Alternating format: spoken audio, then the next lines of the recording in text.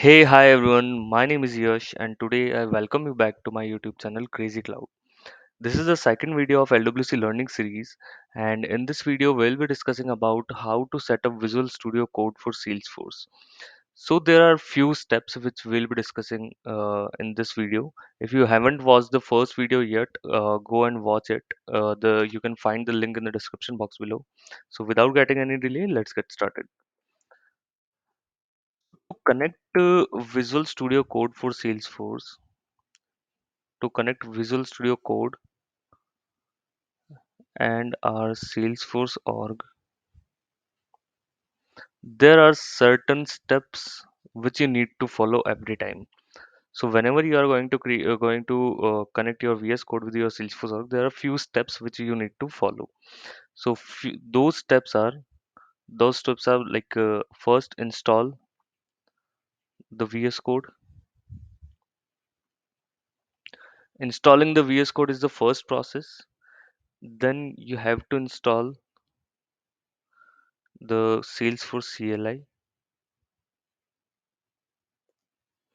Salesforce CLI. Then, after installing the Salesforce CLI, you have to install Salesforce extension pack.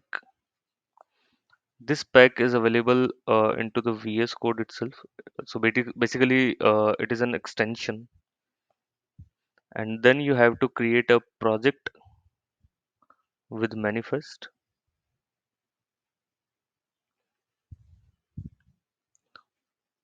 project with manifest into VS Code, and finally connect your Salesforce org. So installing the VS Code is the very first step in order to make a connection between Salesforce org and VS Code. And then we have to install the Salesforce CLI. What is Salesforce CLI?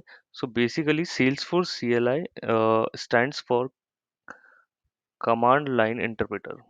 Command Line Interpreter.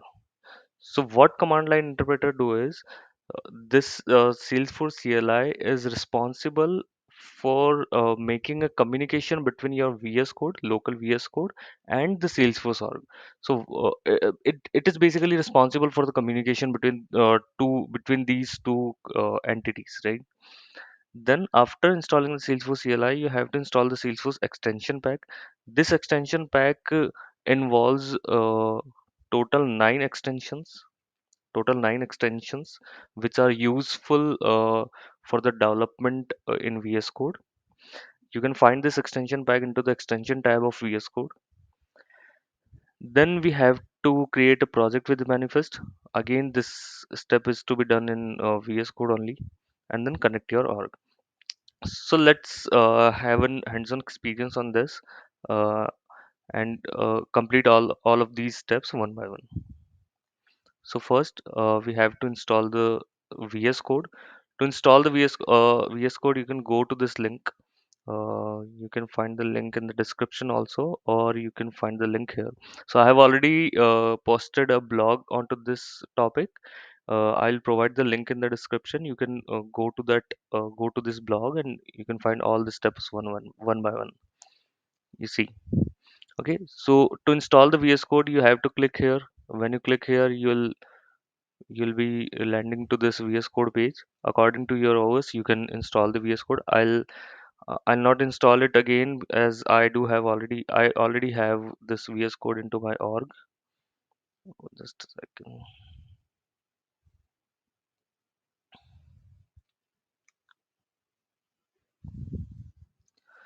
After installing this VS Code,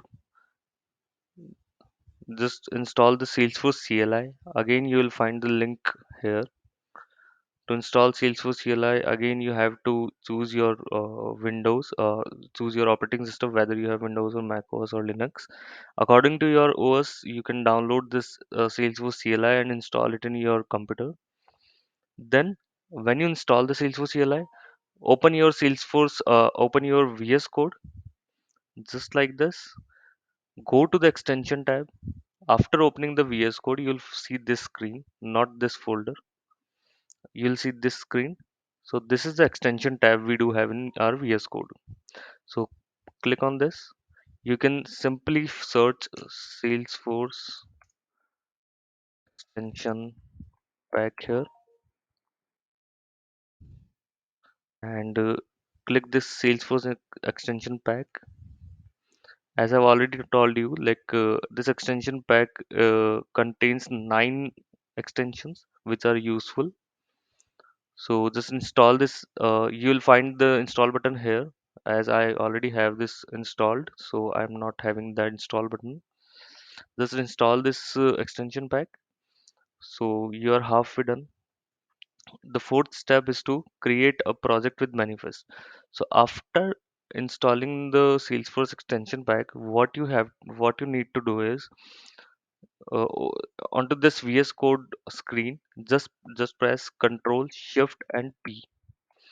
After pressing the Control Shift P, you will find the option of create project with manifest. If you cannot see the option here, you can start typing create project with manifest. Remember, you do not need to click on create project. You always have to click on create project with manifest. Always remember this. After clicking on the create project with manifest, you have to select this standard one. What standard one do is it auto structure your all the folders, right? Which whatever you are useful into the Salesforce development. You can name anything. So currently I have, if you see, I have named it as Crazy Cloud and press enter over there. Where Control Shift P, create project with manifest. Again standard. Just type any name, whatever you wish, and then press enter again. When you press enter, it will ask for a path, like where you want to store this folder. Select any folder, desktop, document downloads, anywhere, and save it. So when you save this folder, it will look like this. You see, Crazy Cloud and all the structures is auto setup. And again, here into the manifest folder, we have the package XML file. What package XML file is, I'll create another video on this package.xml. But you see, when we click on the create project with manifest, we have this manifest folder here. Correct. Now, if you open this Force app, you'll find all the applications or classes, everything here. LWC folder. Correct. Currently, it is having no files. No folder is having any file because I have not connected any org to this VS Code. So let's complete the final step. Again, final step. To complete the final step, which is authorize your org with this VS Code. To authorize the VS Code with your Salesforce org, you just need to click on this line. You see onto the bottom left corner, no default org set. Either click on this line, or you can just Control Shift P, open this command palette, and start typing authorize an org. So when you click on this authorize an org, you'll see 4 options over there: project default, production, sandbox, and custom. So what these options are, like, see, use login URL. Whenever you click on this project default, it will ask for the URL. Correct. Now login.salesforce.com or anything. Now again, the second option is production. So whenever you click on this production, it will redirect you to the login.salesforce.com, which is our production login URL. And if you click onto the sandbox, you can test.salesforce.com. It will redirect you to the test.salesforce.com. And if you have your custom URL for the login page, you can just click on this custom, and you can paste your custom URL over there. So for now, as I'm connecting my developer edition org to this VS Code, and we all know that developer edition org is a production environment. So I will click on production. You can name anything as you wish to this org. so that you can identify your org into this VS Code. So I'm going to type Krazy cloud org and press enter. So after pressing enter, it will redirect you to the Salesforce login screen. Now what we need to do is we just need to provide our login credential here.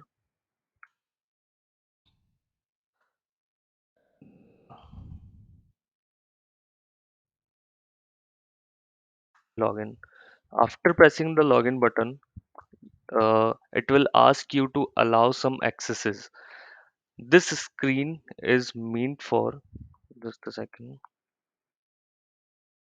let me take a screenshot of this. Hmm.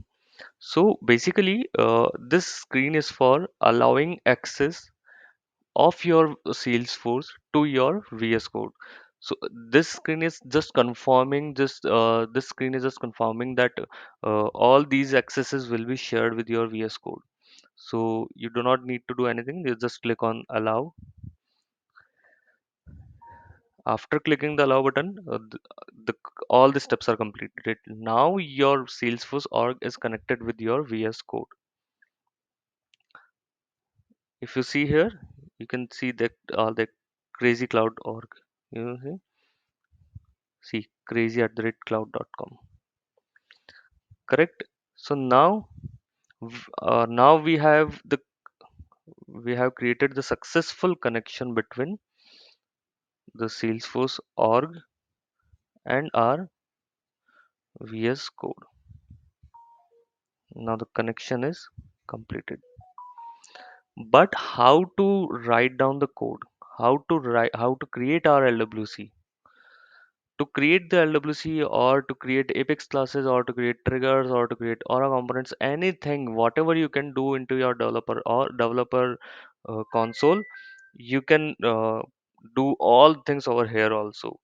So for creating the LWC, you just have to go to Control Shift P and create a Lightning Web Component. What you need to do after making a successful connection between your Salesforce org and to the VS Code, you just need to uh, press Control Shift and P. This is command palette. Here, whatever you need to do, like what we need to do here, create a Lightning Web Component. Just type create Lightning Web Component and press enter.